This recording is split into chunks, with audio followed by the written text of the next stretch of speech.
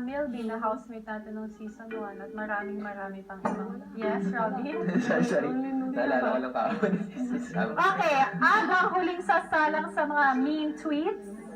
Ay, tapos na tayo. Malapang po natin mga lapisan.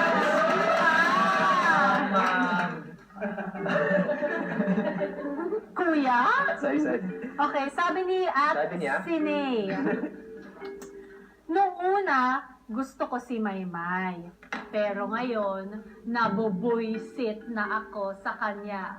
Napaka-OA! Lalo na pag nakakakita ng artista. Eviction ba ito? Music, Sige na akong magsalita. Nung una po yung mga nakikita kong mga ganyang message, syempre nasasaktan ako kasi di pa ako nakaranas ng mga ganyan. Kala ko char-char lang yan, basa-basa char lang yan. Pero yung ako nung nakaano ba, masakit pala. Pero syempre, humingi ako ng tulong sa mga tao, mga tao. Kisel, saka yung mga tao nagmamahal sa akin. Ganyan lang pala, hindi pala talaga mapiplease lahat.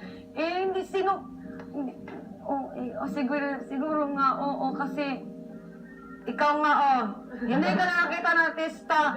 Parati ka lang malayo noon pa lang. Nandiyan lang sila sa stage, nandun ka lang sa likod. Ngayon, nasa harapat mo na, anong gagawin mo?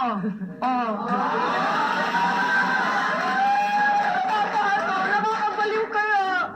Mararanasan niyo lang po yun kapag nandito na po kayo sa posisyon ko. Sobrang nakakatuwa na biglaan na lang may artista sa harapan, walang magtitingnan mo lang. Siyempre, gagawin mo na lahat. Grab the opportunity nga kanila. Nandun na eh. At saka nakakatawa doon, Ate B. Nakita ko rin eh, nung itong weekend na to, hindi lang siya talagang excited sa mga artista. Yung ibang mga kapamilya artist natin, lumalapit, nagpapapicture sa kanila. Kaya, yun nga eh, itong season na to, lubos na pasasalamat namin dahil grabe yung suporta ng mga kapamilya natin at grabe din ang pinakita na sa loob ng bahay. Alright, ito naman sabi ni ano to? Honestly, minsan nakaka-bother na. Minsan, wala na sa lugar. Pati hand gestures mo daw. Ano? Baloktot daw eh, ganun eh. Hashtag just saying. Cute nga yun. Cute? Sige. Siguro expressive lang talaga ako. Pero kung nauuwihan ka man, bahala ka sa buhay mo.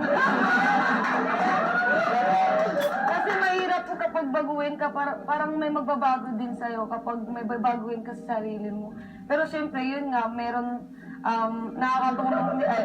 nakakatulong din yung para, ngayon kinokontrol ko na po. Nakakontrol pa yan? Huwag mo control. Paano? Sige, go. Nanaya na ako. Pag okay na to, kapag paano.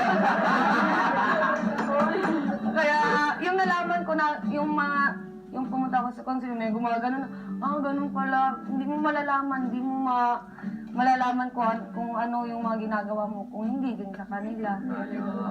Sige, salamat! Maraming Salamat sa lahat ng nagpadala ng No Filter Tweets para sa ating mga housemates. Ganun talaga, dahil housemate na kayo, public figure. Yung totoo.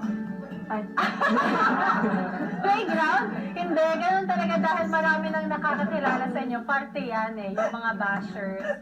Pero, wala, gamitin nyo nga yun para mas tibayan yung loob ninyo at huwag kayong mawala ng kumpiyansa sa sarili, okay?